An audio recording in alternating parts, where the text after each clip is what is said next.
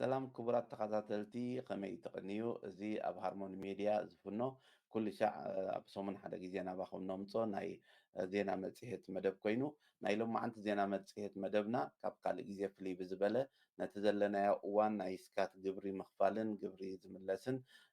ጉዳይ ዝምልከት ኣገዳሲ እዋናዊ ጉዳይ ስለ ዝበልና ክኢላ ናይ ሕሳብ ዝኾነ ሓውና ጋሻ ዓዲምና ኣለና ቅድሚ ሕጂ ዝገበርናዮ ዝርርብ ካብኹም ዝመፁ ሕቶታት ቀሪብና ናትና እውን ኣዋዲድና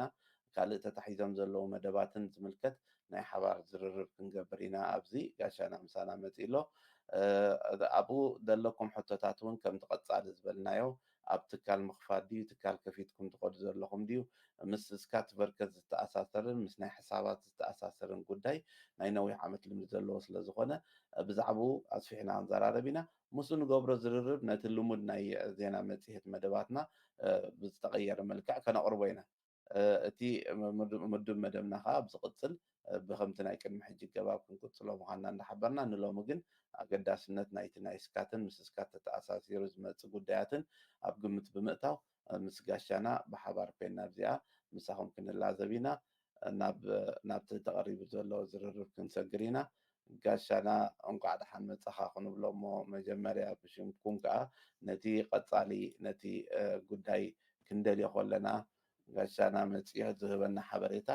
ብሽምኩም እንዳመስገንኩ ጋሻና እንቋዕ ደሓን መፀኻ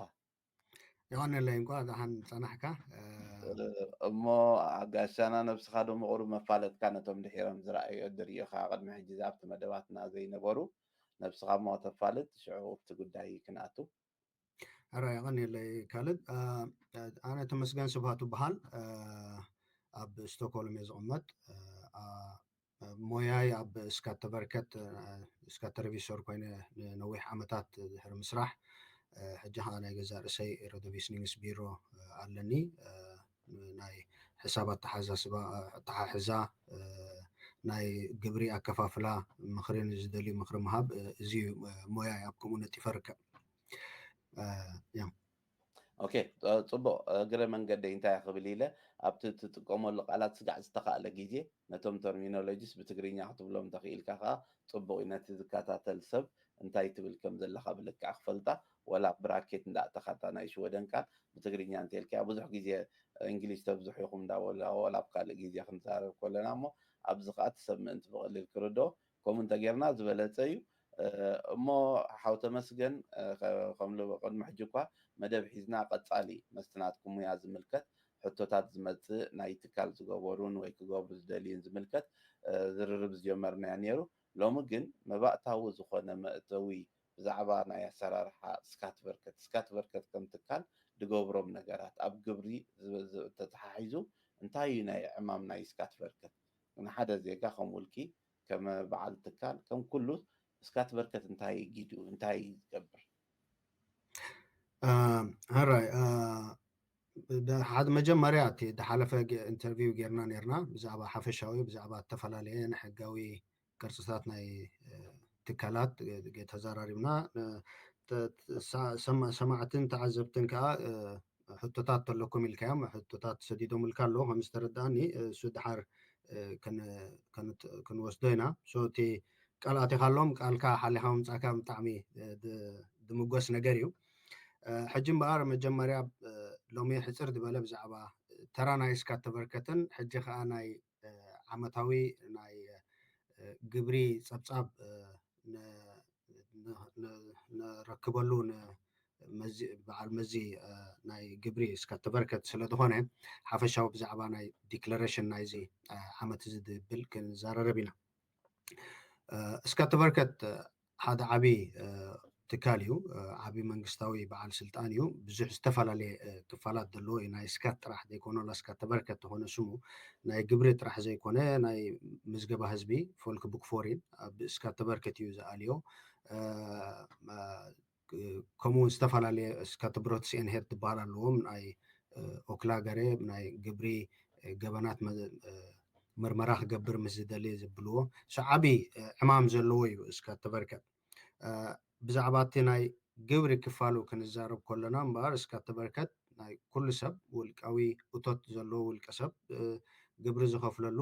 ዓመታዊ ፀብፃብ ዝገብረሉ ናይ ገዛ ትውን እንተኮይንካ ወይ መሬት ትውን እንተኮይንካ ናቱ ግብሪ ዝኽፈለሉ ዝኩሉ እስካ ተበርከት እዩ ክስታይ ዝገብሮ ከምኡ ናይ ፎረታግ ናይ ትካል ሞምስ ድቋፃፀር ሞምስ ሪፖርት ትገብረሉ ፀብፃብ ተቕርበሉ ናይ ትካል ናይ መክሰብ ፀብፃብ ተቕርበሉ ዲክላሬሽን ትገብረሉ እዚ ኩሉ ናይ እስካ ተበርከት ሓላፍነት እዩ እዚ ኮይኑ ሓፈሻዊ ናይ እስካ ተበርከት ሓላፍነት ሕጂ ኣብቲ ናይዚ ዓመት እዚ ኣብዚ ሕጂ ናይ 2023 እቶትና ሕጂ ፀብፃብ ነቕርበሉ እዩ ንስካ ተበርከት ድሮ መብዛሕትና ታ ዲክላሬሽን ታ ብጫ ወረቐት መፅያትና ኣብ ገዛና ሕጂ ተቐዳምነት ክንዝክሮ ዘለና እቲ ዕለታት እዩ ዕለት 19 ክትሰድድ ፀብፃብካ ዲክላሬሽንካ ክትሰድድ ዕለት 19 ክኽፈት እዩ ብዲጂታል ክትሰድድ ተኮይንካ ወይ ብቴሌፎን ጥራሕ ሕራይ ኢልካ ክትቅበሎ ተኮይንካ ሰዲዶሞ ዘለዉ እዚ ዕለት 19 ክኽፈት እዩ ካብ ዕለት 19 ጀሚርካ ክትሰድድ ትኽእል ኢኻ ማለት እዩ ድሓር እታ ናይ መጨረሻ ዕለት ግን ዕለት 2 ጉንበት እያ መይትፎ ኣንድራማይ ናይ መጨረሻ መዓልቲ እያ ካብኡ ደንጊኻ እንተሰዲድካ መቕፃዕቲ ኣለዎ ናይዚ ደንጎኻ ፎርሸኒንግስ ኦፊፍቲ ትኸፍል ስለዚ ዘን ዕለታት እዚአን ክትዝክረን ኣገዳሲ እዩ ድሓር ካልእ ኣገዳሲ ክትዝክሮ ድግባእ ምናልባት ገንዘብ ዝኽፈል ተዳሃሊካ ዲክላሬሽን መፂካ ኣሎ ብዙሕ ገንዘብ ክትከፍል ክትመልስ ንስካ ተበርከት እንድሕር ዳ ኮይንካ ሓደ ኣገዳሲ ሕጂ ብምክንያት ዘሎ ኢንፍሌሽን ወለድ ኣብ እስካት ኮንቶ ዝኽፈል ወለድ ብጣዕሚ ላዕሊ እዩ 20% እዩ እንድሕር ዳ ደንጊኻ ከፊልካ ስለዚ ካብ ደይ ትኽፈል ገንዘብ ተዳሃሊካ ብዝተኽኣለ መጠን ኣቐዲምካ እንተኸፊልከዮ ዝበለፀ እዩ ወለድካ ምኽፋል ትድሕን ማለት እዩ እዚ እቲ ቀንዳምነት ክሕሰብ ዘለዎ ድሕሪኡ ከዓ ኣብ ዝተፈላለየ ሰባት ኣብ ሞያይ ድሓቱኒ ናይ ዲክላሬሽን ክትሕግዘና ከነጉድል ደሊና ናይ ከምዚ ናይ ጉዕዞ ናይ ዝተፈላለየ ወፃኢታት ገለ ኢሎም ይመፁ ሕጂ ድሓር ሓቶም ከለኹ እውን ዝሓለፈ ዓመት ኩስተ ሓጊዝንስ ከምዚ ገይርለይ ይብሉ ምናልባት ትቐንዲ ሰብ ክፈልጦ ዘለዎ እታ ትሰዳደላ ዲክላሬሽን ትኽክል ድያ ሒዛ ጌጋ ድያ ሒዛ ኩሉ ግዜ ንስኻ ኢኻ ተሓታቲ ትድሓገዘካ ሰብ ኣይኮነን ስለዚ ዝሕግዘካ ዘሎ ሰብ እንታይ ድሕግዘካ ክትፈልጥ ኣገዳሲ እዩ ምክንያቱ ዝኾነ ይኹን እንድሕር ዳ ጌጋ ኮይኑ ትሕተት ንስኻ ኢኻ እምበር ትድሓገዘካ ኣይኮነን ትድሓገዘካ ምናልባት ብካልእ ጉዳይ ጌጋ ምክሪ ሂብኒ ኢልካ ክትኮሶ ትኽእል ትኸውን ምስስካ ተበርከት ግን ተቐዳሚ ተሓታቲ ንስኻ እዚ ኣብ ግምት ብምእታዊ ሕጂ ብዝተኽኣለ መጠን እንድሕር ዳ ካልእ ስእሊ ከርእየና ትኽእል ኮይኑ እታ ዲክላሬሽን እቶም ሓፈሻዊ ልሙዳት ዝኾኑ ክመፁ ዝኽእሉ ከም ኣብቲ ዲክላሬሽን ድሮ ደይ ተፃሓፉ ዘለዉ ክንውስኾም ንኽእል ነገራት እንታይ እዮም ክንርኢና እዚ ከዓ እታ ዘርእኻና እታ ስእሊ ያ ፅቡቕቲ ሕጂ እቲ ሓፈሽኡ መብዛሕትኡ ትእቶት ዘለና እስካ ተበርከት ሓበሬታ ካብ ባንኪ ድዩ ካብ ወሃቢ ስራሕና ድዩ ድሮ መፂዎ ስለ ዘሎ ኣብኡ ተፃሒፉ መፅያ ዘላ ኣብኡ ደየለ እንተዳ ሃልዩና ሕጂ ክንምላእ ኣላ እዚኣታ ዲክላሬሽን ከዓ ኣብቲ ፃዕዳ ክስታይ ኮይኑ ዘሎ ሩታ ቦክስ ኣብኡ ኢና ክንፅሕፍ እንድሕር ዳ ክንፅሕፍ ኮይና እታ ተፃሒፋ ዘላ ኣብታ ብጫ ደምሲስና ገዲፍናዋ ኣብታ ፃዕዳ ብሞላ ጠቕላላ ንፅሕፍ ማለት እዩ ሕጂ መብዛሕትኡ እቲ ክንምልኦ ወይ ክንቅይሮ ንኽእል ኣብዚ እንታይ እዩ እቲ እስካ ተበርከት ሓበሬታ ዘይረኸብዎ እዩ ሓደ ካብኡ ከዓ ብዛዕባ ኣብ ስራሕካ ክትሰርሕ ከለካ ዝነበረካ ወፃኢታት እዩ ነዚ ሕግታት ኣለዎ እቲ ሓፈሻዊ ወፃኢታት ግን ሓደ እቲ ናይ ጉዕዞ እዩ ካብ ገዛ ንስራሕ ክትከይድ ከለካ ሬሱር ቲሎክ ፍሮን ኣርቤተ ትብል ሩታ ኣላ ሩታ ቦክስ ቁፅሪ 2.1 ማለት እዩ 2.1 ኣብዚ እንድሕር ደኣ ካብ ገዛኻ ንስራሕካ ናይ ህዝባዊ መጓዓዝያ ኮሌክቲቭ ትራፊክ ትኸይድ ኮንካ እሱ እቲ ወፃኢታት ዘለካ ማለት እዩ። በቲ ሕጊ ግን ካብ 11,000 ንላዕሊ ወፃኢ እንተለካ ኣብ ዓመት እዩ እቲ ትርጉም ዝህልዎ እቲ ወፃኢታትካ። እንድሕር ካብኡ ንላዕሊ ኣለካ ብሙሉእ እታ ዘላትካ ከፈልከያ ቲኬት ዲኻ ክትገዝእ ናይ ወርሒ ድዩ ናይ ዓመት ዲኻ ገዚእካ እታ ብሙሉእ እታ ጠቕላላ ሓሳብ ናይ ዓመት ሙሉእ ኣብታ ፃዕዳ ቦክስ ትፅሕፋ ማለት እዩ። እንድሕር ደኣ ብመኪናኻ ኮንካ ተጓዒዝካ ክማላእ ዘለዎ ቅጥዕታት ኣሎ። እቲ ሓደ ክማላእ ዘለዎ ቅጥዕታት እንታይ እዩ? ካብ ገዛኻ ንስራሕካ ብውሕድ 5 ኪሎ ሜትር ርሑቕ ክኸውን ኣለዎ። ካልኣይ እንድሕር ብመኪናኻ ተጓዒዝካን ብናይ ህዝባዊ መጓዓዝያ ተጓዒዝካን ብውሕድ ኣብ መዓልቲ 2 ሰዓት ብልጫ ተትርፍ ተደኣ ኮይንካ እዚአን ክልቲአን ክራይተርያ እንድሕር ደኣ ተማሊአን እየን ብናይ መኪናኻ ጉዕዞ ብመኪና ከይደ ንስርሐይ ኢልካ ከተጉድል ዝፍቀደካ። ክልተ ቅጥዒ ክማልእ ኣለዎን። ሓደ ካብ ገዛኻ ንስራሕካ ብውሕድ 5 ኪሎ ሜትር ክኸውን ኣለዎ። ካልኣይ ምስ ናይ ህዝባዊ መጓዓዝያ ተወዳዲሩ ብመኪና ከድካ ብውሕድ 2 ሰዓት ብልጫ እንድሕር ደኣ ተትርፍ ኮንካ እዚ ክልተ ክራይተርያ ተማሊእካ ከተጉድል ይፍቀደካ። እዚኣ ከዓ ክንደይ ኪሎ ሜትር ክንደይ ሚል ማለት ናይ ሽወደን ሚል ሓደ ሚል 10 ኪሎ ሜትር እዩ። ክንደይ ሚል ተጓዒዝካ ብ25 ክሮናት ተርብሖም ማለት እዩ። 1000 ሚል ተደኣ ተጓዒዝካ ዝረብሖ 25 ክሮኖር 25,000 ኣብ ኣብታሩታ ትፅሕፋ ማለት እዩ። ስለዚ ክልቲኡ ቲኬት ተገዚእካ ከተጉድሎ መሰል ኣለካ። እንደገና ብመኪናኻ እንተ ተጓዒዝካ ብመኪናኻ ትጓዓዝ ግን ተን ክልተ ቅጥዕታት ክማልእ ኣለዎን። እዚ እቲ ሓደ ናይ ካብ ገዛኻ ንስራሕካ ክትከይድ ከለካ ዝወፅእ ወፃኢታት ማለት እዩ። ተኻልኣይ ሻንስተሬሱር ምናልባት እዚ ኸ እንታይ እዩ? ንስራሕካ ክትከይድ መኪና ተድልየካ እትኮይና ኣብ ስራሕካ ንኣብነት ፎርሰል ያረ እትኮይንካ ናይ ምሻጥ ኣቑሑት ኣብ ንብረትካ ሒዝካ ኣብ መኪናካ ሒዝካ ትጓዓዝ ኮይንካ ግድን እታ መኪና ነቲ ስራሕ ክትድልየካ ንስራሕካ ክትከይድ ጥራሕ ዘይኮነስ ናብ ዝተፈላለየ ቦታ ኮለል ስለትብል ከምዚ ተደኣ ኮይኑ እውን ከተጉድል መሰል ኣለካ። ኣብዚ ገደብ የብሉን። ኣብ 11,000 ንላዕሊ ገለ ዝበሃል የለን። ብሙሉእ ትደለካ ወፃኢታት ብሙሉእ ከተጉድሎ መሰል ኣለካ። እዚአን ምናልባት ሓፈሻዊ መብዛሕትኡ ሰብ ወፃኢታት ክህልዎ ዝኽእል እሞ ኣብቲ ዲክለሬሽን ጌና ዘይተፃሕፋ ዘለዋ ባዕልኻ ክትፅሕፈን ካልእ እውን ክህሉ ክእል እዩ ዝተፈላለዩ ወፃኢታት ኩሉ ግን ሕጂ ኣብዛ ደላትና ሓፃር ግዜ ብሙሉእ እዛ ዲክለሬሽን ክነብላ ይንኽእልን ኢና። ተሓፈሻዊ ግን መብዛሕትኡ ሰብ ምስ ባንኪ ዘለዎ ዝኸፍሎ ወለድ ዝኣተዎ ወለድ ኩሉ እዚ ናብ እስካትበርከት ተላኢኹ ድሮ ኣብኡ ተፃሒፉ ተሓቲሙ መፂኡ ስለ ዘሎ ምናልባት መብዛሕትኡ ሰብ ብዙሕ ዝገብሮ ምቅያራት የለን። ተን ዘለዋ ምቅያራት ማለት ኣብዛ ናይ ጉዕዞ ናይ መኪናኻ ምጥቃም ድዩ ዘሎ ወፃኢታት እዩ። ወል ምናልባት ምስ ኣተሓሒዝካ እንታይ እቲ ናይ ዳብል ቡሴትኒንግ ዝበልናዮ እሱ ኸ ንመን እዩ ዝግብኦ? እንታይ ዓይነት ስራሕ ዘለዎ ብኸመይ ዝግበር እሱ? ምክንያቱ ገለገለ ሰባት ኣድራሽኦም ኣብ ካልእ ከተማ ስርሖም ኣብ ካልእ ከተማ ኮይኑ ሰሪሖም ፔንድላ ዝገብሩ ኣለዉ እሞ ኣብኡ ኸ ክንደይ ርሕቀት እዩ ዝኸውን? ብኸመይ እዮም ከድገብርዎ እሱ? ኣብኡ ከዓ ገለ ተትብለና። ድብል ቡሴትኒን ማለት ክልተ ትነብረሉ ቦታ ተዳሃሊካ እዩ። እዚ ከዓ ምናልባት እስኻ ኣብ ስቶክሆልም ትቕመጥ ወይ ኣብ ካልእ ከተማ ትቕመጥ እሞ ካብቲ ንቡር መንበሪኻ ልዕሊ 50 ኪሎ ሜትር ሪሕቕካ እንድሕር ስራሕ ረኺብካ እሞ ከዓ ስድራ ቤት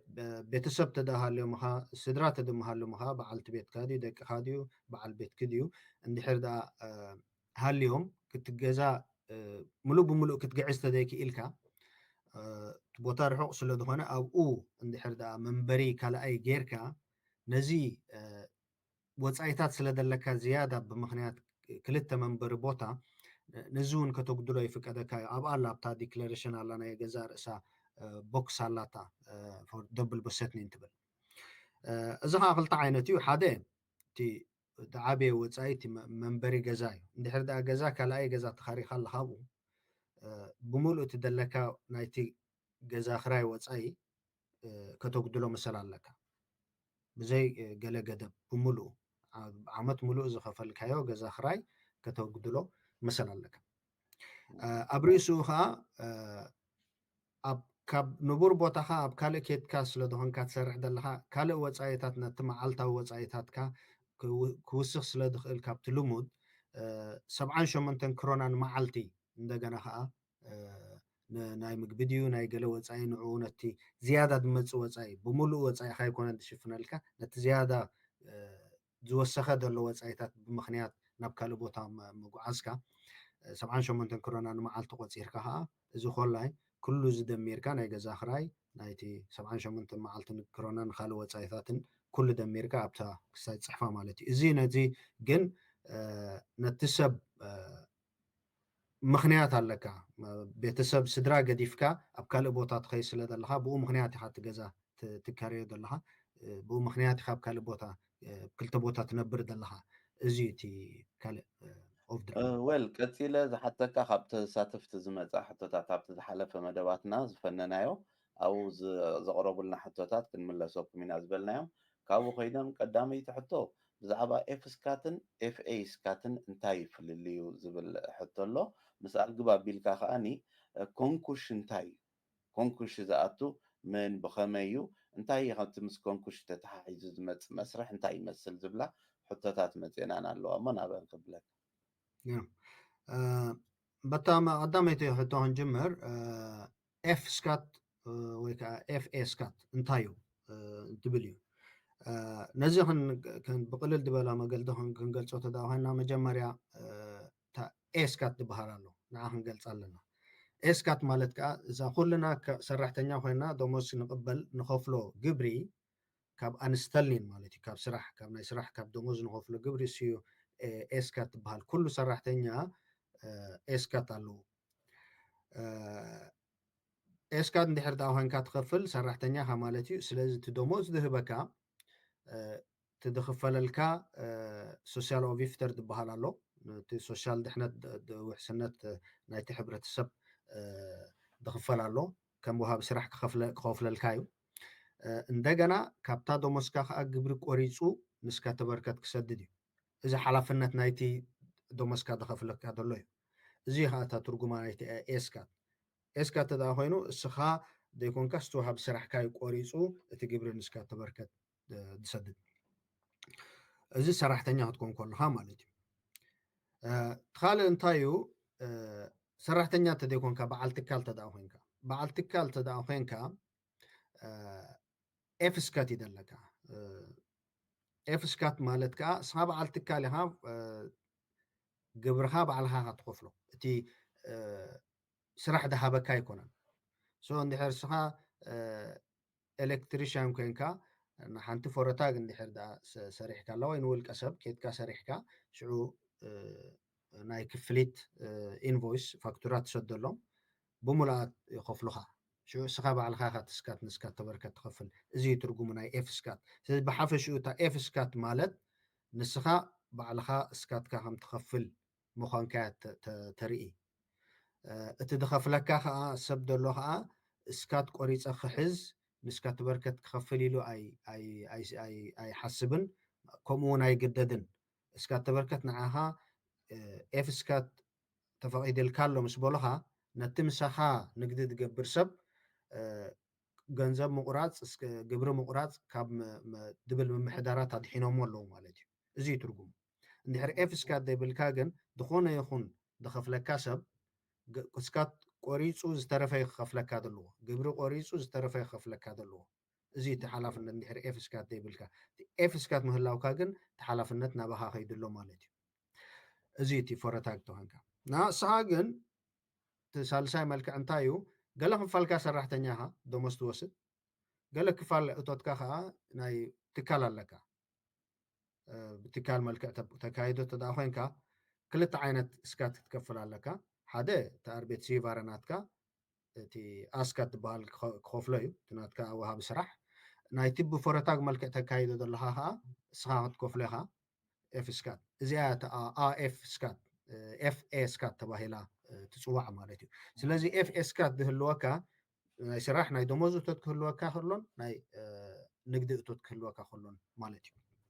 እዚ እቲ ትርጉሙ ሰለ ዝኾነ ይኹን በዓል ትካል እንድሕር ደኣ ካልእ ትካል ናይ መክፈሊ ፃውዒት ፋክቱራ ሰዲዳትልካ ኣብቲ ታሕቲ ጉድሻንድ ፎር ኤፍ ስካት ድብል እንድሕር ደኣ ፅሑፍ ደየለ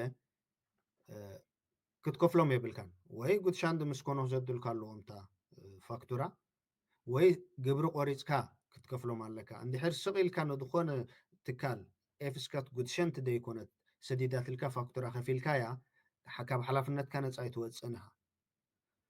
ግድን ክስካት ክትቆርፅ ኣለካ ስለዚ ኩሉ ግዜ ክትከፍል ከለካ እታ ፋክቱራ ትመፀካ ኣብቲ ታሕቲ ክትርኢ ኣለካ ኣብ ላዕሊ ብታሕቲ ክፅሕፉ ኣለዎም ኤፍ ስካት ጉድሸንድ ኢና ኢሎም ክፅሕፉ ኣለዎም እስያ እንተኢሎም ተፃፂፎም እቲ ስካት ናይ ምክፋል ሓላፍነት ናብኦም ወዲቁ ኣሎ ማለት እዩ ንስኻ ብምሉእ እቲ ገንዘቦም ትኸፍሎም እዚ እቲ ፍልልዩ ናይ ኤፍ ስካት ኤ ስካት ኤፍ ኣስካት እታ ምስኣለ ጊባ ዘላታ ናይ ኮንኩርሽ እዋ ሕጂ ብዛዕባ ኮንኩርሽ ክንዛረብ ተኮይና መጀመርያ ኮንኩርሽ እንታይ እዩ ክንርኢ ኣለና ድሓር ድሕሪኡ እውን ኮንኩርሽ እቲ ናይ መጨረሻ መውፅኢ መገዲ እዩ ሓደ ካብቲ ናይ ንግዲ ሕግታት ዝህበና ኣብ ሃገረ ሽወደን ዝህበና መሳርሒ እዩ ሓንቲ ትካል ካብ ሕጂ እኒአው ህይወት ክህልዋ ኣይክእልን እዩ ክትቋረፅ ኣለዋ ኣብ ድብል ውሳነ ምስ በፃሕካ ትጥቀመሉ መሳርሒ እዩ ቅድሚ ከመይ ትመስርሑ እንታይ እዩ ምባልና ግን እንታይ እዩ ኮንኩርሽ ኣብ ምንታይ ኩነታት ምስ ሃለወት እያ ሓንቲ ትካል ኣብ ኮንኩርሽ ትኣቱ ኮንኩርሽ ከእንታይ ንብሎ ብትግርኛ ምናልባት ብትግርኛ ጠፊሻ ማለት እዩ ታፈረታግ ጠፊሻ እውን ምናልባት ግዜያዊ ከስምዕ ክእል ይኸውን ግዜያዊ ሕፅረት ገንዘብ ክህልወካ ከሎ ከም ዝመስለኒ እቲ ትክክል ቃል ክገልፆ ዝኽእል ነድያ ማለት እዩ ነዳይ ናይ ልባሓል ልምዲ ትበሃል ኣብ ከምዚ ኩነታት ክትህሉ ከላ እታ ፈረታግ እዩ ትካል እዩ እቲ ናይ ኮንኩርሽ መስርሕ ድጅምር ሕጂ እንታይ እዩ ኮንኩርሽ ተኣቱ ሓንቲ ፈረታግ ቀዋሚ ዝኾነ ዘላቒ ዝኾነ ናይ ገንዘብ ሕፅረት ክህልዋ ከሎ እዩ ድሕሪ ሕጂ እትዎ ዘላ እቶት ምስ ደልዋ ወፃኢታት ደይከይድ ዕዳኣ ክትከፍለሉ ብዘይትኽእል ዝኾነ ይኹን ተስፋ እንተ ደኣ ዘይብሉ እቲ ናይ ንግዲ እቶታ ወፃኢታታ ንምቕፃል ኣብ ከምዚ ኩነታት ዘላ ትካል እያ ኮንኩርሽ ተኣቱ ማለት እዩ ግዜያዊ ሕፅረት ተዳሃልዩ ናይ ገንዘብ ግን ናብ ኮንኩርሽ ደኸይድ ምክንያት የብላን ግዜያዊ ሕፅረት ተዳሃልዩ ብዝተፈላለየ መልክዕ ክትፈትሖ ክትፍትን እያ ምክንያቱ ትካልሲ ኣብዚ ዘለናዮ ናይ ንግዲ ዓለም ዝኾነ ነገር ትገዝኦ ተለቂሓ ትገዝእ ድሓር እዩ እቲ መክፈሊ ፃውዒት ፋክቱራ ድመፅእ ዝኾነ ነገር ትሸጦ ከዓ ብለቃይሓ ትሸጦ ስለዚ ኩሉ ግዜ ተለቂሓ ትገዝእ ሓደ 30 መዓልቲ ገለ ክትከፍል ዕድል ወሃባ ከምኡ ከዓ እታ ትካል ብልቃሕ ትሸይጥ ከምኡ ከዓ ዕድል ትህቦም ስለዚ ስኻት ክትከፍለሉ ዘለካ እታ ትካል ዕዳኣ ክትከፍለሉ ዘለዋ ግዜን እቶም ተለቂሖም ዝገዝኡላ ክሳዕ ዝኸፍልዋን ሰዓታት መዓልታት ክሰማዕ ስለ ዘይክእል ናይ ሓፂር ንግዜያዊ ዝኾነ ናይ ገንዘብ ሕፅረት ክህልዋ ክእል እዩ ኣብ ከምዚ ኩነታት ዘላ ትካል ግን ናብ ነድያ ማለት ኣይኮነን ስለዚ ናብ ናይ ኮንኩርሽ መስርሕ ናይ ባንክራፕሲ መስርሕ ተኣትወሉ ምክንያት የለን ካልእ ግዜያዊ ፍታሓ ክትረክብ ዘለዋ እቲ ፀገም ግን ቀዋሚ እንተ ደኣ ኮይኑ ድሕሪ ሕጂ ሲ ዋላ እዛ ትካል ሰሪሓ ዘለዋ ዕዳ ክትከፍል ኣይትኽእል ድሕሪ ሕጂ ድመፅእ ዕዳ ክትከፍል ኣይትኽእል ተባሂሉ ግን ኣብ ከምዚ ኩነታት ዘላ ትካል እያ ኣብ ኮንኩርሽ ተኣቱ ናይ ባንክራፕሲ መስርሕ ተኣቱ ዘለዋ እቲ ኮንኩርሽ ከዓ ሓደ ከም ነጋት ኣሉታዊ ክስታይ ጥራሕ ዘለዎ ኣይኮነን ኮንኩርሽ ክትኣቱ ከለካ ካብ ዝንኤው ዓቕሚ የብለይን ኢልካ ሓላፍነትካ ካብ ዝግባእካን ላዕሊ ሓላፍነት ንኸይትስከም እዩ ዝሕግዘካ ብፍላይ እንድሕር ኣክሲቦላግ ተዳኣ ኮይና እቲ ሰብ ናይ ኣክሲቦላግ ናይ ብርኪ ማሕበር ዝመርፅ ሓደ እቲ ዕላማት እዚ እቲ ውልቀ ሰብ ተን ኣብኣ ኣዋፊርዎን ዘሎ ገንዘብ ጥራሕ ክኸስር እምበር ካልእ ፐርሶናሊ ብውልቁ ንኸይሕተት ካልእ ዕዳ ንኸይሕተት ተባሂሉ ዝተገብረ ናይ መልክዕ ሕጋዊ መልክዕ ናይ ሓደ ትካል እዩ እንድሕር እታ ትካል ዓቕማ ኣብ ዝወደቐሉ ዕዳኣ ክትከፍለሉ ኣብ ዘይትኽእል ኩነታት እንኮላ እንድሕር ስቕ ኢልካ ቀፂልካያ ተሓላፍነት ናባኻ እዩ ክሓልፍ ይኽእል እዩ ስለዚ እቲ ኩነታት ኣብ ከምኡ ምስ በፅሐ ብዝተኻእለ ቀልጢፍካ ናይ ኮንኩርሽ ናይ ባንክራፕሲ መስርሕ ክትጅምር ኣለካ ብከምዚ መልክዕ ናባኻ ከም ውልቀ ሰብ ድመፅእ ሓላፍነት ትድርቶ ኣለካ ማለት እዩ እንድሕር ኤንኪልድናሪንግ ሲት ካረ ዝበሃል ወይ ሶል ፕሮፕሬተርሽፕ ብውልቅኻ እንተደኣ ኮይንካ ተካይዶ እቲ ትካል ግን ብኣክሲቦላ መልክዕ ተደኣ ዘይኮይኑ ግን ኩሉ ግዜ እስኻ ሓላፍነት ኣለካ ብውልቅኻ ስለዚ ካልእ ዕዳታት ከይመፀ ናብ ብዝተኻእለ መጠን ቀልጢፍካ ትካል ናይ ኮንኩርሽ መስርሕ ከተቋርፃ ከተወዳኣ ክትክእል ኣለካ ኣብ ከምዚ ኩነታት ዘላ ትካል እያ ኣብ መስርሕ ተኣቱ ከመይ ይኸፅ እቲ መስርሕ እቲ መስርሕ እንታይ እዩ ሓደ ባዕሉ እቲ ዋና ትካል ባዕሉ ንቤት ፍርዲ ፅሒፉ ኮንኩርሽ ክሓትት ክእል ከምዚ ኩነታት ከዓ ቤት ፍርዲ ቲንግስሬተን ቀልጢፉ ይደኣልዮ ኣብ ውሽጢ ሓደ መዓልቲ ውሳኔ ቦኻ ኮንኩርሽ ኣትያላ ኢሎም ውሳኔ ክቦካ ክእሉ እዮም ቀልጢፎም እዮም ክሳይ ዝገብሮ ነዊሕ ግዜ ኣይፀቢእዎን እዮም እቲ ትካል ወናነ ጥራሕ ኣይኮነን ግን ኮንኩርሽ ክሓትት ዝኽእል እቶም ዝእውድዋ እቶም ኣወቲ እውን ነዛ ፈረታ ግዜኣ ኮንኩርሽ ትእቶ ኢሎም ክሓቱ ክእሉ እዮም ምክንያቱ ዕላማ ናይ ኮንኩርሽ እንታይ እዩ እታ ትካል ዘለዋ ንብረት ናብ ገንዘብ ተቐይሩ ነቶም ዝእውድዋ ንምኽፋል እዩ ብኡ ከዓ ሽዑ ትውዳእ ስለዚ ብክልተ መልክዕ ክመፅእ ክእል እዩ እቶም ኣወቲ ደለቅሕዋ ገንዘብ ኮንኩርሽ ክሓቱ ክእሉ እዮም እቲ ዋና ከዓ ባዕሉ ኮንኩርሽ ክኣቱ ደልየሉ ክሓቲ ክእል እዩ ሕጂ ባዕሉ እንድሕር እቲ ዋና ኮይኑ ዝሓትት ዘሎ ነዊሕ ግዜ ይወስድን እዩ ቤት ፍርዲ ኣብ ውሽጢ ሓደ መዓልቲ ውሳኔ ይገብር ማለት እዩ እንድሕር እቶም ኣወቲ ኮይኖም ዘብሉ ግን ዝሓቱ ዘለዉ ግን ንምርግጋፅ ሓደ ሰሙን ክልተ ሰሙን ወስድ ክሳዕ እቲ ቤት ፍርዲ ምስታፍ ትካል ዝዘራረብ ማለት እዩ ሽብ ንቤት ፍርዲ ኮንኩርሽ ሕጂ ኣብዛ ኣብነትና ቤት ፍርዲ ሓቲቱ ተቐዳማይ መስርሕ እሱ እዩ ቤት ፍርዲ ከዓ እንድሕር ተቐቢልዎ እቲ ኮንኩርሽ ክትኣትያ ኢሉ ኮንኩርሽ ፎር ቫልታረ ዝበሃል ኣካያዲ ይግበረላ ናይ ሕጊ ናይ ንግዲ ሕጊ ክኢላ ዝኽእል ጠበቓ ዓይነት ማለት እዩ ካብኡ እኒአው ካብታ ቤት ፍርዲ ዝወሰነላ ምምሕዳር ናይታ ትካል ናብቲ ናይቲ ኮንኩርሽ ፎር ቫልታረ እንታይ ማለት እዩ ኮንኩርሽ ፎር ቫልታረ ሞግዚትነት ማለት እዩ ካልእ ሰብ ነታ ትካል የመሓድራ ማለት እዩ ካብኡ እኒአው እቲ ነታ ትካል ብሞግዚት ክሕዛ ተወሲኑ ዘሎ ክኢላ እሱ ጥራሕ ውሳኔ ዝውስን ኣብታ ትካል ማለት እዩ እቲ ዋና ካብዚኣ ሰዓት እዚኣ ሓንቲ ክገብር ኣይክእል ንብታ ትካል ደድልዮ ሓበሬታ ነቲ ብሞግዚት ሒዝዋ ዘሎ ነቲ ኮንኩርሽ ፎር ቫልታረ ምሃብ ጥራሕ እዩ እቲ ኮንኩርሽ ፎር ቫልታረ ዘለዋ ሃብቲ ዘለዋ ዕዳ ዘለዋ ትሕዝቶ ኩሉ ዝርዝር ገይሩ ክንደይ ዝኣክል ገንዘብ ኣሎ መን እዮም ቀዳምነት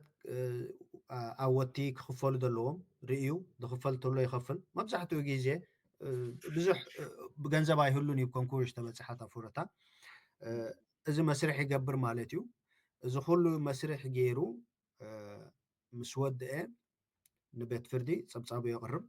ድሕሪኡ እታ ትካል ትውዳእ ማለት እዩ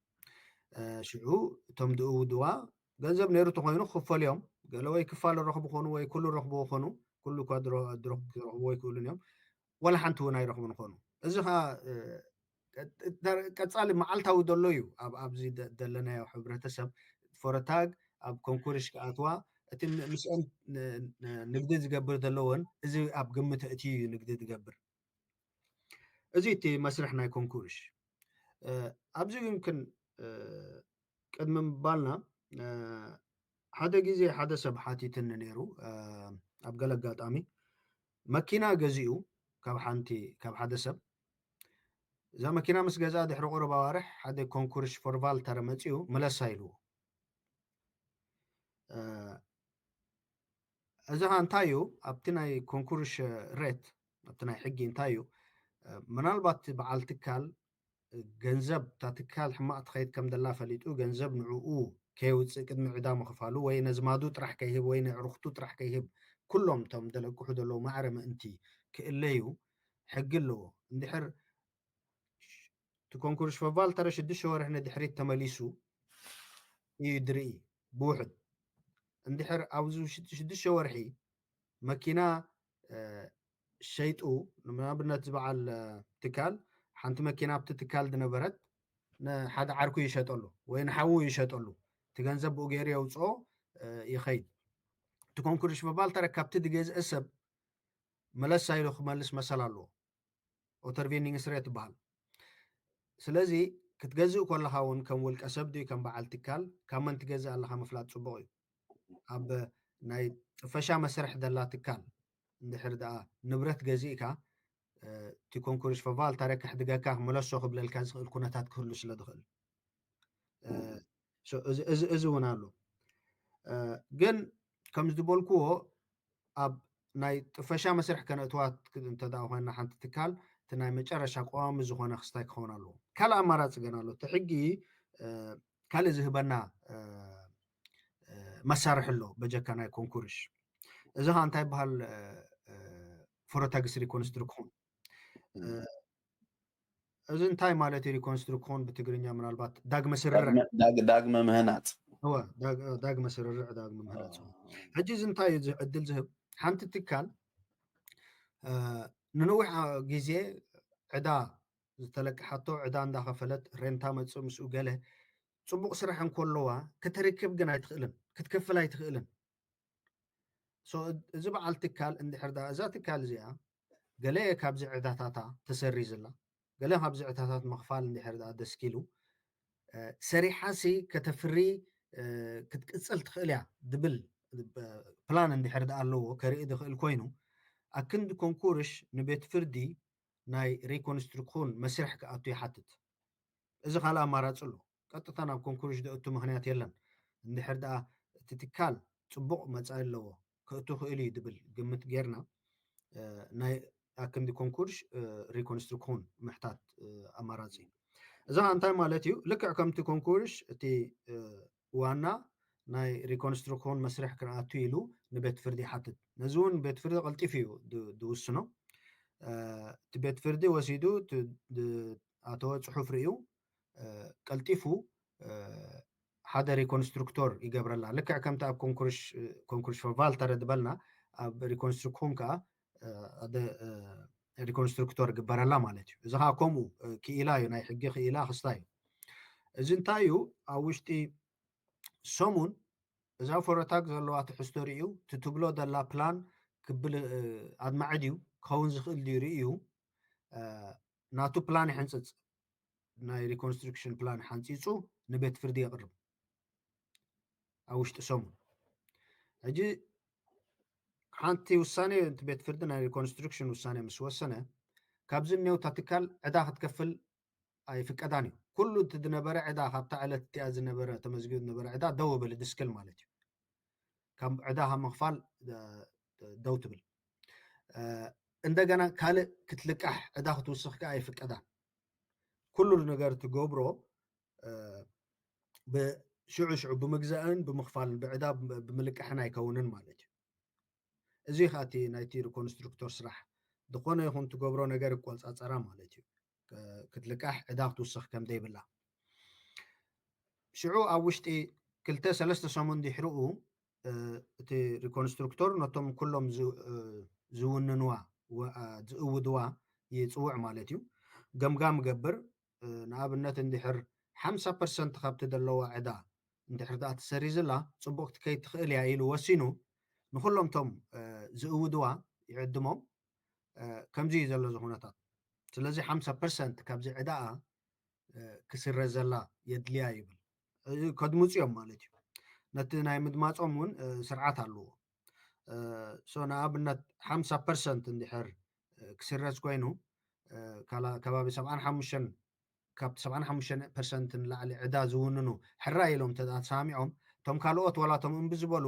ይግደዱ ማለት እዩ ብከምዚ መልክዕ እታ ትካል ገለ ክፋላ ይስረዝ ዘላ ገለ ክፋል ናይ ዕዳኣ ይስረዝ ዘላ 3 ወርሒ ኣለዋ ዕድል ሰሪሓ ፅቡቅ እቶት ጌራ ከተርኢ እሞ ክትቅፅል ከም ትኽእል ከተርኢ እዚ ሓደ ካልእ መሳርሒ ደሎ እዩ ማለት እዩ ኣብቲ ናይ ንግዲ ሕጊ ቅድሚ ኮንኩርሽ ምእታው ነዚ ኣብ ግምት ምእታው ግን ፅቡቅ ይመስለኒ ወል ምናልባት መዚ ተተሓሒዙ ዝመፅእ እግረ መንገድና ንተኸታተልቲ እውን ጠቃሚ ክኸውን ዝኽእል እንታይ እዩ ገለ ሰባት ክሮኖፎግደን ዕዳ ይህልዎም እሞ ክሮኖፎግደን ዕዳ ከለዎም ግን ካብ እስካት በርከት ተመላሲ ገንዘብ ይመፆም ተመላሲ ገንዘብ ምስ መፆም እቲ ክሮኖፎግደን ነቲ ተመላሲ ገንዘብ ቅድሚ ናብቶም ሰባት ምእታው ዝወስደሉ ኩነታት ኣሎ ኣብዚ ጉዳይ እዚ ገለ ክትብሎ ትኽእል ነገር ኣሎ እዎ እቲ ክሮኖፎግደን ሱቕ ኢሉ ኣይወስድን እዩ ቅድም እቲ መስርሕ ኣለዎ ዝኽፈል ዕዳ ኣብቲ ናይ ኡትሜትኒን ኩነታት ምስ በፅሐ ግን ካብ እስካት በርከት ጥራሕ ኣይኮነን ንኣብነት እንድሕር ሓንቲ ትካል ሰራሕተኛ ኣለዋ ሰራሕተኛ እንድሕር ደኣ ብቤት ፍርዲ ዝተወሰነ ዕዳ ኣለዎ እሱ ክሮኖፎግደን ይስርሖም ክሮኖፎግደን ነቲ ወሃቢ ስራሕ ነዚ ሰብ እዚ ደመወዙ ክትከፍሎ ከለካ ክንድዚ ቆሪፅካ ክትሰድድ ኣለካ ንዕዳ እዚ እቲ ስልጣን ናይ ክሮኖፎግደን ስለዚ እንድሕር ደኣ ኣብ ኡትሜትኒን ኩነታት በፂሑ ክሮኖፎግደን ካብ እስካት ተበርከት ድዩ ካብ ወሃቢ ስራሕ ድዩ ካብ ካልእ ዘለካ እቶታት ክወስዱ መሰል ኣለዎም ግን ስቕ ኢሎም ኣይኮኑን ዕዳ ስለ ዘለካ ገና እንድሕር ኣብ ቤት ፍርዲ ትካሰስ ኣለካ ሓንቲ ፈረታግ ንክሮኖፎግደን ሰዲዳ ሽዑ ንኣነ ዕዳ የብለይን ኢልካ እንድሕር ቤት ፍርዲ ትካሰስ ኣለካ ይወስዱን እዮም እንድሕር ተወሲኑ ኮይኑ ግን ክሮኖፎግደን ሰዲዶም ኢልካ ወረቐት ሓቲቶም ከዓ ሕራይ ኢልካ ተተቐቢልከያ ወይ ተደይመለስካ እውን ክፀድቕ እዩ ማለት እዩ ኣብ ከምዚ ኩነታት ተሎ ግን ናይ እትሜትኒን ኩነታት ንብረትካ ዝግመተሉ ዝውሰደሉ ኩነታት በፂሕካ ስለ ዘለካ ካብ እስካት ተበርከት ክወስዱ እዮም ወይ ካብ ኣርቤት ሲባር ገለ ኣርቤት ሲባር ኣለዉ ከምኡ ዝግደዱ ቆሪፆም ካብ ደሞዝ ናይቲ ሰብ ቆሪፆም ንክሮኖፎግደን ክህቡ እዚ እዩ እንድሕር ኣብ ከምኡ ኩነታት በፂሑ እስካት ተበርከት ይኹን ዋላ ወሃቢ ስራሕ ናትካ ኣማራፂ የብሉን ሕጊ ክኽተል ተደይኮይኑ ግን ኣብ ከምኡ ክትበፅሕ ነዊሕ ፕሮሰስ እዩ ሓሊፉ ዘሎ ክሮኖፎግደን እውን ስቕ ኢሉ ኣይወስድን እዩ ምክንያቱ ሕግታት ኣለዎ እትሜትኒን ንገዛእ ርእሱ ሕግታት ኣለዎ እቲ ሰብሲ ጠሚዩ ክመውት የብሉን ዲሃኒ ዝኾነ መሰረታዊ ዝኾነ ክስተያት ክህልዎ ኣለዎ እምበር ተደየለ ዋላ ገዛኻ መፅኦም እውን እትሜትኒን ይገብሩ እዮም ንብረት ወስዱ እዮም ግን እቲ መሰረታዊ ዝኾነ ዘድልየካ ነገር ኣይወስድዎን እዮም ከምኡ እዩ መስርሕ ክቡራት ተኸታተልቲ ክሳብ ሕጂ ምሳና ኮንኩም ትከታተሉ ትሉ ተስፋ እንዳገበርኩ ናብቲ ካልኣይ ክፋል ናይ ዝርርብና ቅድሚ ምስጋርና እዚ ዝስዕብ ኣገዳሲ ሓበሬታ ናባኹም ከብል ይፈቱ ከምዚ ትርእይዎ ዘለኹም ምስ እስካት ምኽፋልን ምስ እስካት ተተሓሒዙ ዝመፅእ ነገረን መብዛሕቱ ንወነንቲ ትካል ወይ እውን ትካል ክገብሩ ዝደልዩ ሰባት እቲ ዝኸበደ ሸነኽ ናይቲ ስራሕ ምዃኑ እሞ ከዓ ኣብዚ ዓውዲ እዚ ነዊሕ ዓመታት ተመክሮ ዘለዎ ሓው ተመስገን ንዕለት 19 ኣፕሪል ዝኣስተምህሮ ብዛዕባ ተፈላለየ ሓበሬታታት ብፍላይ ከዓኒ ኣገዳሲ ዝኾነ ነዚ ዝምልከት ነዚ እትርእይዎ ኣብዚ ኣብ ታሕቲ እውን ሊንክ ክንገብረልኩም ኢና ነዚ ኣስተምህሮ ብቋንቋ ትግርኛ ብዛዕባ ኣከፋፍላ ግብሪ ኣብኡ እውን ብዙሕ ኣገደስቲ ነገራት ብዛዕባ ገለ ክፋል ናይ እቶትካ ትሕት ዝበለ ግብሪ ብኸመይ ኣገባብ ትኸፍለሉን ምስ ንግዳዊ ስራሓትን ምስ ካልእ እንተተሓሒዙ ክፍለጡ ዘለዎም ኣገደስቲ ነገራት መደብ ተሰሪዕ ኣሎ ኣብዚ መደብ እዚ ንምስታፍ ኣብቲ ሊንክ ኣቲኹም ጠዊዕኩም እቲ ምምዝጋብ ንክትገብርዎን እቲ ገባቡን ብዝርዝር ኣብዚ ብቋንቋ ትግርኛን ሽወደንን ተፃሒፍልኩም ኣሎ እሱ እዚ ኣብ ሊንክ ኣብ ታሕቲ እውን ንሕና ከነስፍረልኩም ኢና ኣገዳስነት ናይዚ ዝዳሎ ዘሎ ነገር ርኢና ነገራት ኣብ ጌጋ ምስ ኣተኻ ነቲ ዝመፅእ ሳዕብየን ካብ ከቢዱ ፅባሕ ንጎ ትሽገር ብኣጋ ኣብ ከምዚ ዓይነት ንሓደ ግዜ ዘይኮነ ቀፃሊ ኣገደስቲ ዝበሃሉ መዚ ዝተተኣሳሰሩ መደባት እውን እተሓዙ ስለ ዘለው ንሕና እውን ኣብዚ እናመፃና ኣገዳሲ ዝኾነ ሕቶታት ካባኹም ንምምላስ ኣብ መስርሕ ኮለና ነዚ ተባሂሉ ዘሎ ዕለት መፂኹም ቀሪብኩም ሓፀቲ ኣስተምህሮ ክትወስዱ ክትምዝገቡሉ ትኽእሉ መንገዲ ዕድል ተኸፊቱሎ እንዳበልና መዚ ሓፃር መወዓውዒ ክንገድፈኩም ኢና ተመሊስና ክንምለሰኩም ኢና ምሳና ክፀንሑ ተስፋ ገበር ኣብ ካልኣይ ክፋልና ዓመታት ልምዲ ኣብ ዲጂታላዊ መፍትሒ ናይ ሓዋላ ወይ ከዓ ዝውውር ገንዘብ ዘተኣታተወ ትካል ኮይኑ ሕጂ ድማ ጠለብ ዓማዊሉ ንምምላእ ካብ ሙሉእ ኤውሮጳ ናብ ኤርትራ እውን ገንዘብ ክትልእክሉ እትኽእሉ ቅልል ዝበለ መስርሕ ፈጢሩልኩም ኣሎ። እዚ ስርሒት እዚ ነቲ ኣብ ኤውሮጳ ዝርከብ ማሕበረሰብ ኤርትራ ኣብ ዓዱ ንዝርከብ ስድራ ቤቱ ንምድጋፍ ዝፅዕር ዓብይ እፎይታ ዝህብ እዩ። ትራንስፈር ጋላክሲ ንተጠቀምቲ ምቹእ ዝኾነ ኣፕ ኣዳልዩ ካብ ዝኾነ ቦታ ኤውሮጳ ብዲጂታላዊ ኣገባብ ገንዘብ ብምልኣኽ መቕረብኩም ናብ ሂምቦል ብምኻድ ገንዘቦም ክርከቡ ከም ዝኽእሉ ነበስረኩም። እዚ ብፍሉጣት ቨምፐር ካፒታሊስትን ባንከኛታትን ዝድገፍ ሕጋውን ውሑስን ዘተኣማምንን ናይ ሓወላ ኣገባብ ንዘለና ልዑል ተመክሮ ምትሕልላፍ ገንዘብ ምስክር እዩ። ሕጂ በዚ ጥብቆ ወይ ከዓ ሊንክ ኣቢልኩም ትራንስፈር ጋላክሲ ኣፕ ተመዝጊብኩም ኣውርድዎ። ንኤርትራ ድማ ካብ ኤውሮጳ ገንዘብ ምልኣኽ ክትጅምሩ ትኽእሉ ኢኹም። ብተወሳኺ ትራንስፈር ጋላክሲ ብትግርኛ ድጋፍ ንዓማዊሉ ከም ዝህብ ነበስረኩም። ንዝያዳ ሓበሬታ ወይ ድማ ንሓገዝ ወይ እውን ሕቶታት ምስዝህልወኩም ብቁፅሪ ስልኪ 00 46 7 10 71 21 69 ተወከሱና።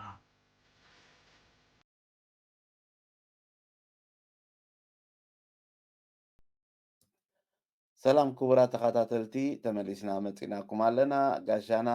ምሳና ኮንካ ነቲ ትህበና ዘለካ ሓበሬታ እንዳመስገንኩ ተሜ ኣብቲ ካልኣይ ክፋል ናይ ዝርርብና ክንከይድ ኢና።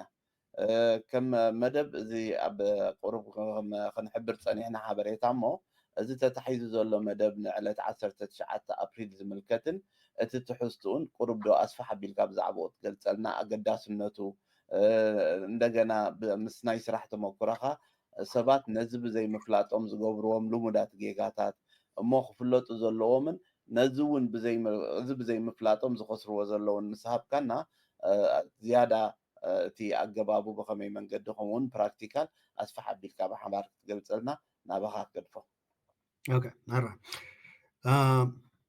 هو ሕጂ እዚ ሓሲብና ዘለና ኣስተምህሮ ብዛዕባ ሕግታት ናይ ግብሪ ሕጊ ኣብ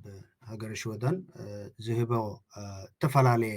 ኣማራፅታት ኣሎ። መክሰብካ ትኸፍሎ ግብርን ፕላን ከተውፃሉ ክንደይ ዝኣክል ክትከፍል ትኽእል ክሳራት ኮይኑ ከመይ ትገብር ዝተፈላለየ ዝህቦም ተኽእሎታት ኣለዉ መሳርሒታት ኣለዉ። ብዛዕባኡ ሞር ክንዘራረብ እዚ ከዓ እንታይ እዩ ብዝተፈላለየ ሰባት ዝኾነ ናይ ሕሳብ ኣተሓሕዛ ዝሕግዞም ሰብ ይገብረሎም ሽዑ ድሕሪ ቁሩብ ግዜ ዝተፈላለየ ናይ ግብሪ ዕዳ ይመፅእ እሞ ከምዚ ኮይና ኢሎም ሓገዝ ደልዮም ይመፁ። ሕጂ ኣብኡ ካብ ተዓዘብክዎ እንታይ እዩ እቲ ግብሪ ናይ ግብሪ ሕጊ ዝህቦ ተኽእሎታት ገለ ክፋል ናይ እቶትካ ንኣብነት ኣክንዲ ኣብዚ ዓመት ዝገበርካ መክሰብ ኩሉ ኣብዚ ዓመት ዝትኸፍለሉ ገለ ክፋሉ ንመፃኢ ሕጂ እስካት ከይከፈልካሉ ግብሪ ከይከፈልካሉ ፀኒሑ ኣብ መፃኢ ዓመታት ክትከፍሎ ኢልካ ክትሕልፎ ትኽእለሉ ኩነታት ኣሎ። ቀሊል ሕጊ ዝህበካ ተኽእሎ እዩ እዚ። እዚ ከዓ እንታይ እቲ ዕላምኡ ምናልባት ድመፅእ ዓመት ወይ ድሕሪኡ ዘሎ ዓመት እንድሕር ደኣ ክሳራ ጌርካ እቲ ዝሓለፈ ዓመታት ዝገበርካያ ግብሪ ዘይክፈልካሉ መክሰባት ምስኡ ንኽትስርዞ እዩ። ከምዚ እቲ ዕላማ እቲ ትገብሮ መክሰባት ኣብ ነዊሕ ዓመታት ማዕሪ ኮይኑ ከምዚ ዝርጋሕ ንምግባር ዝብል ዕላማታት እዩ። እሱ ጥራሕ ዘይኮነ እቲ ትመርፆ ዓይነት ሕጋዊ ቅርፂ ናይቲ ትካልካ ከም ውልቀ ሰብ ዲኻ ተካይዶ ከም ናይ ብርኪ ማሕበር ዲኻ ተካይዶ ከም ናይ ሽርካ ማሕበር ሃንደልስ ቦላግ ዲኻ ተካይዶ እዚኦም ዝተፈላለየ ናይ ግብሪ ሕግታት ኣለዎም። ዝተፈላለየ ድውሃቦም ብልጫታት እውን ኣሎ ከመይ ጌርካ ትኸፍሎ ግብሪ ኣብዚ ዓመት እዚ ክተጉድሎ ትኽእል። ሰባት ጌና ትካል ክኸፍሎ ክገብሩ ከለዉ እንታይ ዓይነት መልክዕ ናይ ትካል ክህልዎም ኣለዎ ንክውስኑ እዚ እንታይ እዩ ክርድኦም ኣለዎ እዚታት ነጥብታት ኢና ክንዘራረብ ሓደ ካብቲ ዓብይ ኣብነት ከነብሎ ንኽእል ምናልባት እቶም ኣብ ናይ ኣገልግሎት ፅፍሒ ዝሰርሑ ንኣብነት ከም ናይ ጉዕዞ ናይ ታክሲ ተፈላለየ ኢቨንትስ ምግባር ሬስቶራንት ርኢና ኢና ኣብዚ ናይ ኮሮና ፓንደሚ ዝነበረሉ እዋን መብዛሕትኡ ናብ ናይ ክሳራ ይኸይዱ እዚ ዝሓለፈ ዓመታት ደእትዎ ግብሪ ስቂሉ ብምሉኡ ግብሪ ከፍልሉ ነይሩ ደእትዎ መክሰብ ድሓር እዚ ፓንደሚ ምስ መፀ ግን ክሳራ ገይሩ ክሳራ ተጌርካ እስካታ ይመለሰካን እዩ እዚ ከዓ እንድሕር ደኣ ገለ ክፋል ናይቲ ዝሓለፈ መክሰባትካ ዓቂብካያ ፀኒሕካ ምስ መፃኢ ዝመፅእ ክሳራታት ካንስል ክትገብሮ ትኽእል ሕጂ ከምዚ ዓይነት ድህብ ዕድላት ኣሎ ብዙሕ ከምዚ ዓይነት ዕድላት ኣሎ ብቲ ናይ ግብሪ ሕጊ እዚታት ኢና ክንዘራረብ ማለት እዩ ኣብዚ ኮንፈረንስ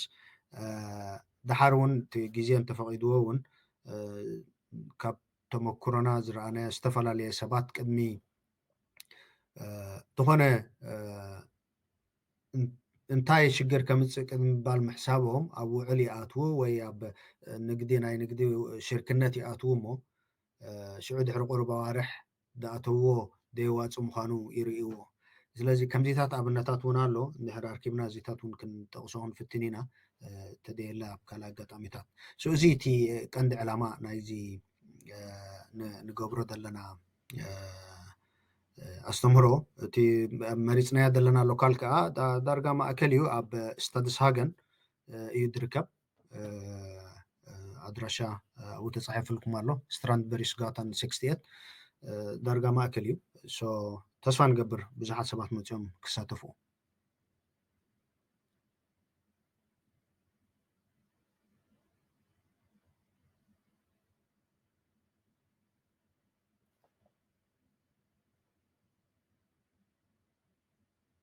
ቋረፅ ኣላ ሰምዓከ ኣለሁን ኣቋራረፅ ኣይኮነን ደሎ ብሙሉእ ዝዓፂ ፀኒሑ ማይክሮፎን ዓፂ ዝዛረብ ፀኒሐ ማለት እዩ ሬታ ስለዚ እንታይ እዩ መብዛሕትኡ ግዜ ዘጋጥም ጌጋ እሞ መዝናትኩም ተመክሮ ከዓ ነዚ ተባሂሉ ዘሎ ዕድል ክንዛረበሉ ስለ ዘለና እንታይ እዩ ኣብ ኣተዓባብያና ዲ ኣብ ልምድና ኩሉ ነገር ክግበረልና ኢና ንደሊ እምበር ክንገብር ኣይንደሊና እዚ ዝተምህሮ እዚ ባዕልኻ እንታይ ክትገብር ከም ትኽእል ዘፍልጥ ይኸውን ነቲ ሰብ ከም ዘሎ ምስ ፈለጠ ከምዚ እውን ኢሉ ክሓትት ምክንያቱ እንታይ ዝሪኦ ዘለኹ እዚ ተኽእሎታት እዚ ከም ዘሎ ኣይፈልጦን እዩ ክንክፈልጦ ከዓኒ ተበግሶ እንተደይ ወሲዱ ትድኸስሮ ይበዝሕ ሕጂ ኩሉ ሻዕ እንታይ ይቕልል ባህላየ እንታይ ዝረክብ እንታይ ዝኸስር ነዚ ብዘይምርካቡ ተደይ ተረዲእዎ ናብ ከምዚ ዓይነት ነገር ምኻድ የለን ምስ ከሰረ ከምዚ ኩሉ ሻዕ ዝብሎ ምስ ጀብጀበ እዩ ማይ ምውቁዕ ዳኣምን ገለ ናይ ስካት ገለ ምስ ሞፀ ሽግር እዩ ዳኣ ዝመፅእ እምበር ቅድሚ ዝኣገረ ነገራት ፈሊጥዎም ኣብ ረብሕኡ ክቕይሮም ኣይክእልን እሞ እዚ ወሲድካ ዘለካ ተበግሶ ኣዝዩ ኣገዳሲ ተበግሶ እዩ ተስፋ ገብር ኩሉ ብፍላይ እቲ ትካላት ገይሩ ዝኸይድ ዘሎ ኣካልና እቲ ኮይኑ መፂ ተሳቲፉ እቲ ክረኽቦ ዝኽእል ክረክብ ተስፋ እንዳገበርኩ ተሜ ምናልባት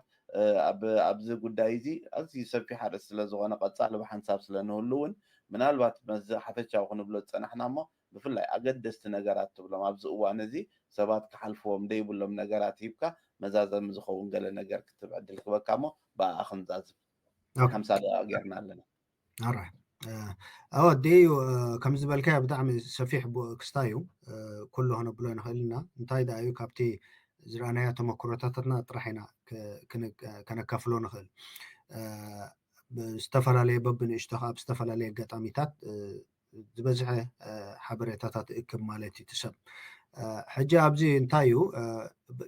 ቀሊል ነገራት እዩ ሰኣን ምሕታት ዝተርፈና ነገራት ቀሊል እዩ ንኣብነት ሓደ ሰብ ብኤንኪልድ ፊርማ ከም ብውልቀ ሰብ ትካል የካይድ ነይሩ ድሓር ክሳራታት እውን ኣጓኒፍዎ ገዲፍዎ ማለት እዩ ሕጂ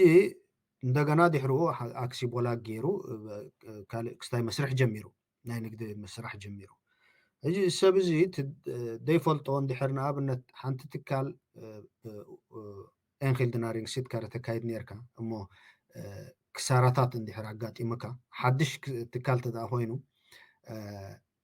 እቲ ናይ ክሳራታት ዝገበርካዮ ኣብቲ ቀዳማይ ዓመት እቶም መጀመርያ 5 ዓመት ክሳራት ተጌርካ ካብቲ ክሳራታት ገለ ናይቲ ክሳራታት ናይ ስካት ምጉዳል ብደሞዝ ድመፃካ ስካት ተዳሃሊ ትኸፍሎ ካብኡ ክትጉድለሉ ትኽእል ኣጋጣሚታት ኣሎ ወይ እንድሕር እታ ትካል ትውዳእ ኣላ ትዕፆ ኣላ ከምኡ እውን ኣብ ምዕፃው እንድሕር ዳ ክሳራታት ኣሎ እዚ እውን ካብ ምናልባት ሰራሕተኛ ኮንክ ካልእ እቶት ክህልወካ ክእል እዩ እዚ እውን ክህበካ ዝኽእል ናይ ስካት ምጉዳል ኣሎ ካብ ናይ ንግዲ ዝገበርካ ክሳራ ካብ ናይ ደሞዝካ ተኸፍሎ ግብሪ ክትጉድለሉ ትኽእል ከምዚ ዓይነት ዕድላት ኣሎ እቲ ናይ ስካት ሕጊ ድህብ እዚ ግን ቀሊል ኣይኮነን ንኩሉ ሰብ ክፈልጦ እዚ እቲ ቀንዲ ዕላማ ኣብዚ ትንሽቲ ሓበሬታ ምስ ዝፈልጥ ሰብ ከይዱ ነቲ ድሕግዞ ዘሎ ሰብ ከምዚ ከመይ ኢሉ ንክሓትት እዩ እቲ ቀንዲ ዕላማ እምበር ኩሉ ክፈልጦ ወይ ኩሉ ባዕሉ ክገብሮ እውን ኣይክእልን እዩ ስለዚ እቲ ክብሎ ዝደሊ እንታይ እዩ ቅድሚ ምዃኑ ሓደ ነገር ኣቐዲምካ ሓቲትካ ምፍላጥ ኣቐዲምካ ምውካስ እቲ ፅቡቕ ነገር እዩ ምስ ኮነ እውን ምናልባት ግዜ ወስድ ክኸውን ከተዕርዮ ወይ ኣይዕረን እውን ክኸውን ግን እቲ ምሕታት እቲ ዝበለፀ እዩ ድሓር እቲ እዚ ኣጋጣሚ ዝትገብሮ ዘለካ ካልእ ድሓውና ብጣዕሚ ፅቡቕ እዩ ብጣዕሚ ብዙሓት ሰባት እዮም ዝጥቀምሎ ሓንሳ ርአ እቲ ኮመንት ዝፅሕፍዎ ኣብ ዩቲዩብ ዝፅሕፍዎ ኮመንት ብጣዕሚ ሰባት መስጉኑካ እዮም ፅቡቕ ምቕፃል